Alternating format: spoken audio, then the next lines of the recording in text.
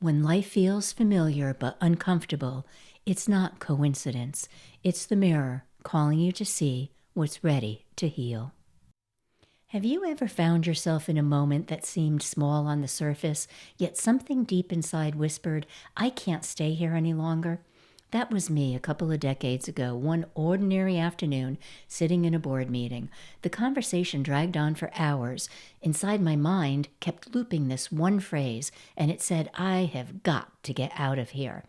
At first, I tried to ignore it. I smiled, I took notes, tried to be professional, but that whisper grew louder until I couldn't hear anything else.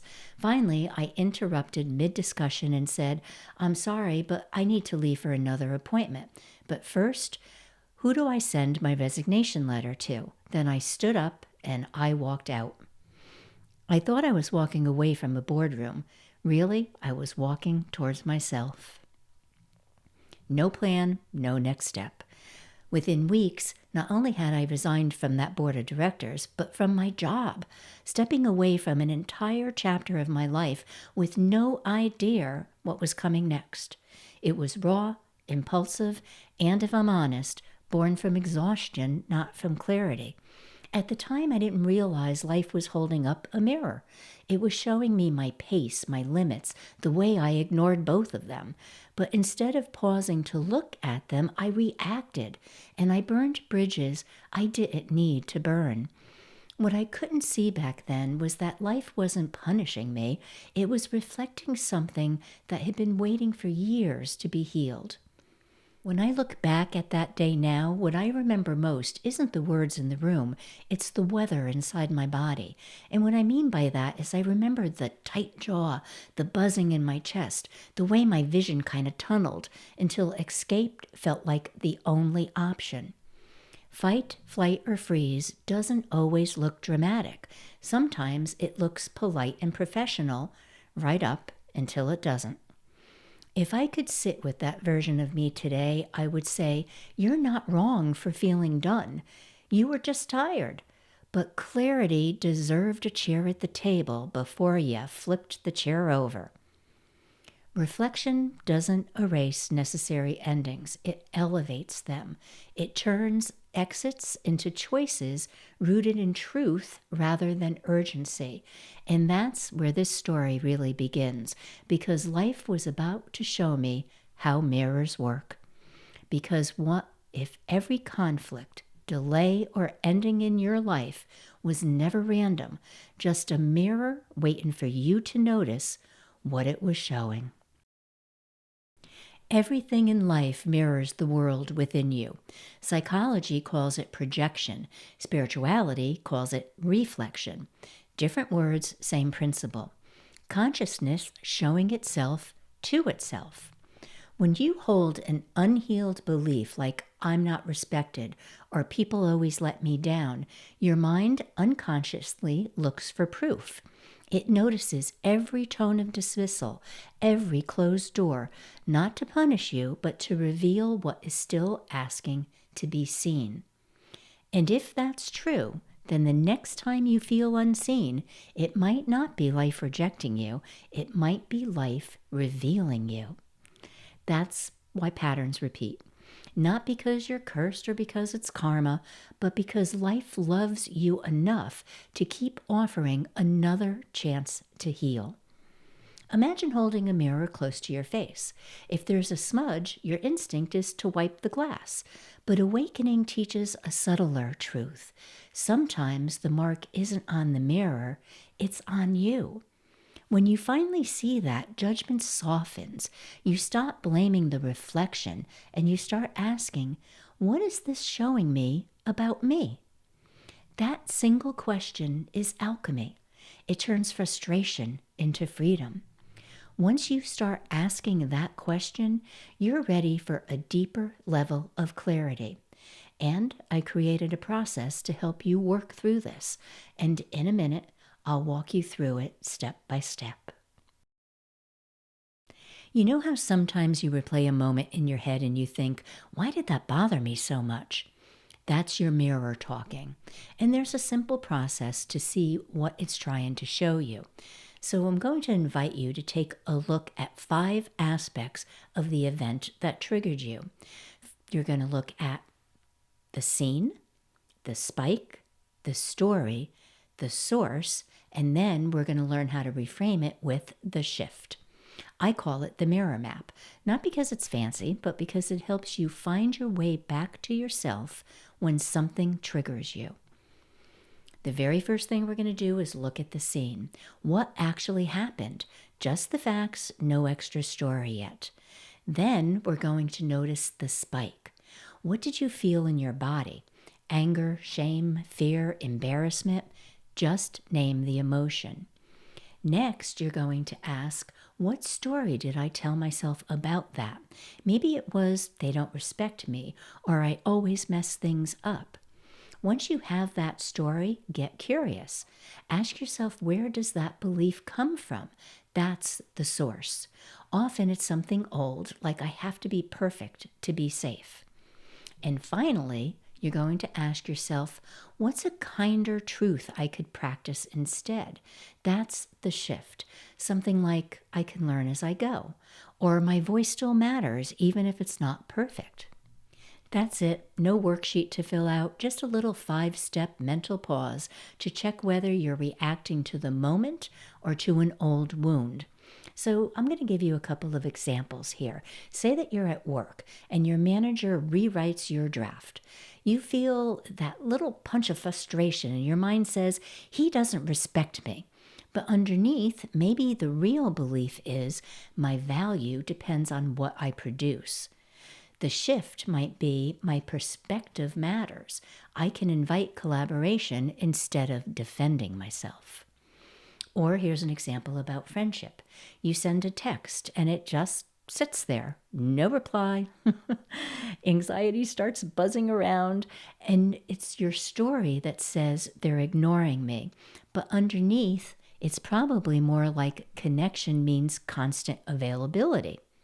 So to shift that, you realize real friendship has room to breathe. And then there's the thing, we all have boundary problems, so we'll give an example about that too. You say yes when you're already drained, and resentment creeps in. The story is, I have to. The source is, if I say no, love might disappear. So you can shift it by saying, honest boundaries actually build trust. When you start catching these stories, life stops feeling so personal and starts feeling teachable. Because once you see what the mirror is showing you, the next step is learning how to meet it, not with judgment, but with compassion. The hardest part of healing isn't seeing the pattern, it's staying kind while you do. When something uncomfortable shows up, our first instinct is usually to defend, fix, or run. But what if instead you stayed for just a moment longer, long enough to ask, what part of me is asking to be seen right now? That one question can soften years of self-criticism. If I'd known that years ago in that boardroom I might have paused, just one deep breath, and realized the anger wasn't towards anyone in the room, it was towards the part of me that had been overperforming for years. Now, when that familiar tension shows up, I do something small. I take a slow breath, put a hand on my heart, and say quietly, I see you. That's it. No fixing, just acknowledgement. And it's incredible how quickly that can clear the fog. If you want to try it right now, do this with me for 20 seconds. Let your shoulders drop. Take a slow breath in through your nose. Feel your feet on the ground or the chair under you. Exhale and tell yourself, it's okay to feel this. I'm safe to see it. That's compassion in motion. No theory, but experience. Because compassion isn't the end of mirror work. It's the bridge, the moment where feeling turns into clarity and clarity becomes action.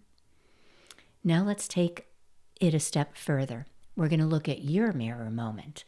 I invite you to think of one situation that recently occurred that stirred something in you, something that triggered you. Don't analyze it, just sense it. Where do you feel it in your body? Now offer it this phrase: it's okay that I feel this. I'm safe to see it. Let your breath loosen what judgment once held tight. That's how reflection turns into revelation. Compassion isn't permission to repeat the pattern, it's permission to be human while you heal it. But remember, compassion without action, that can quietly become self-betrayal. The mirror always asks for one graceful step, not perfection. So ask for clarity. What would success look like in one sentence? Name your need. I can do X by Friday, not X and Y. Set a pause. I'll respond after I sleep on it. Make a request. Could you start the first draft and I'll polish it after? Because small boundaries polish the mirror faster than grand gestures. And once compassion meets clarity, something shifts. The reflection changes shape, and suddenly you do too. Years later, after that boardroom, a similar pattern appeared.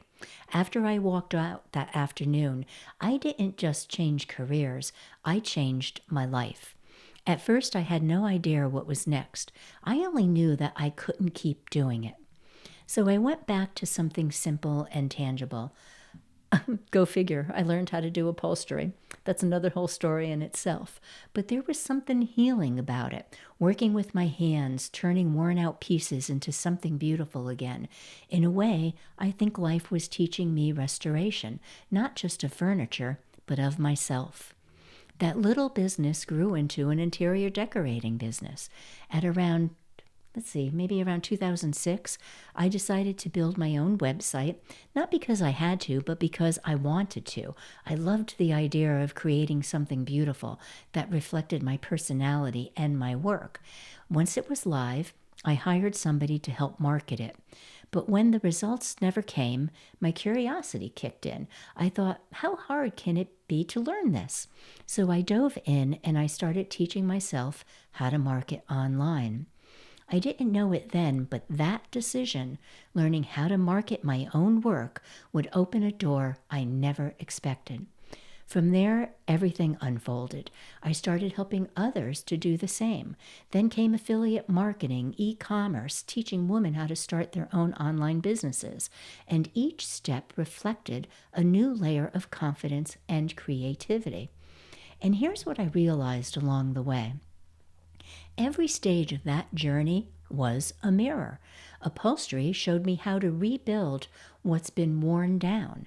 Design taught me how to see beauty in what's unfinished. Online business showed me how to trust my voice and my ideas. But the biggest reflection wasn't about business at all. It was about how I saw myself.